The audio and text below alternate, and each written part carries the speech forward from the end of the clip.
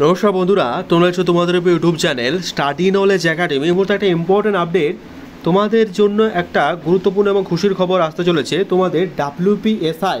ঠিক আছে, আজ বিকেল 3টার পর WPSI যারা আছো তাদের কিন্তু অ্যান্সার কি প্রকাশিত হতে চলেছে। সদ্য সংগঠিত হওয়া 12 তারিখে 12/10/2025 তারিখে, মানে অক্টোবরের 12 তারিখে যে WPSI এর এক্সাম হলো, সেই এসআইয়ের 100টা সঠিক প্রশ্নের উত্তর কী হবে, সেটার যে অ্যান্সার কি, সেটার অ্যান্সার কি কিন্তু তোমাদের আসতে চলেছে WPর অফিসিয়াল ওয়েবসাইটে। আজ তোমরা অফিসিয়াল ওয়েবসাইটে চেক করে নেবে 3টের পর।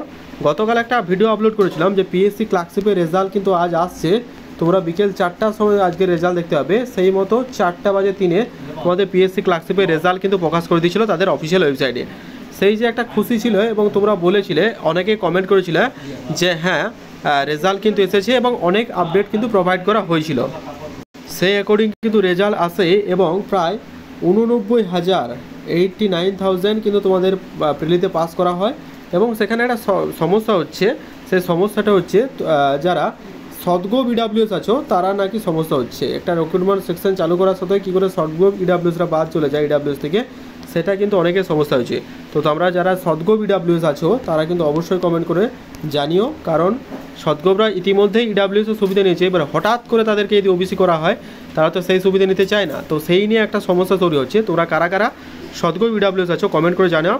দরকার হলে এটা নিয়ে কিন্তু আন্দোলন হবে, এটাও কিন্তু আমরা কিন্তু বলে দিচ্ছিলাম যে আমাদেরও কিন্তু একটা ডেপুটেশন জমা দেওয়া হবে। ঠিক আছে, এটার কি ক্ল্যারিফাই বিষয় সেটাও কিন্তু জানা হবে।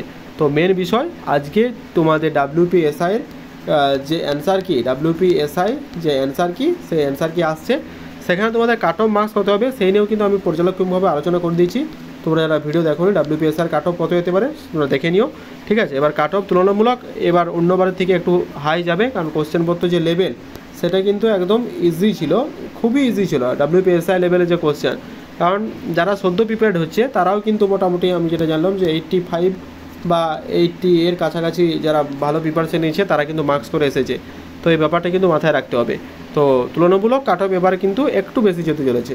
ঠিক আছে, লেডি এসআর ক্ষেত্রেও কিন্তু একই ব্যাপার, তোমরা কিন্তু দেখে নিও। তো আপডেট এটাই যে রেজাল্ট আসছে, টেলিগ্রাম চ্যানেলে রেজাল্ট প্রোভাইড করে দেবো। তার আগে যারা সাবস্ক্রাইব করে দিও, টেলিগ্রাম চ্যানেলে যুক্ত না থাকলে যুক্ত হয়ে যাও।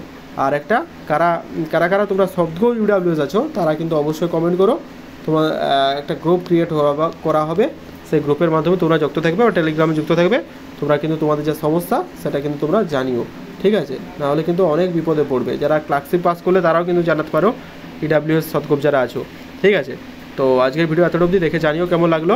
আশা করছি ভিডিওটা ভালো লাগলে লাইক করো, চ্যানেলে সাবস্ক্রাইব করে দিও। টেলিগ্রাম চ্যানেলে যুক্ত না থাকলে যুক্ত থেকো। Thank you.